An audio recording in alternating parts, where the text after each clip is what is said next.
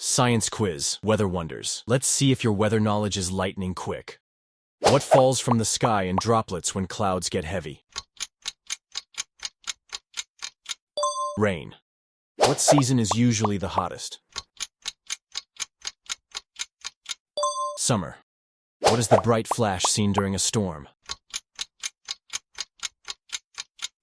Lightning. What is the moving air around us called? Wind. What forms when water vapor condenses in the sky? Clouds. What large spinning storm forms over warm oceans? Hurricane. What tool measures wind speed? Anemometer. What is the amount of moisture in the air called? Humidity. Did you breeze through or get caught in a downpour? Comment your score and tag a friend who always checks the forecast. Follow or subscribe for weekly science quizzes.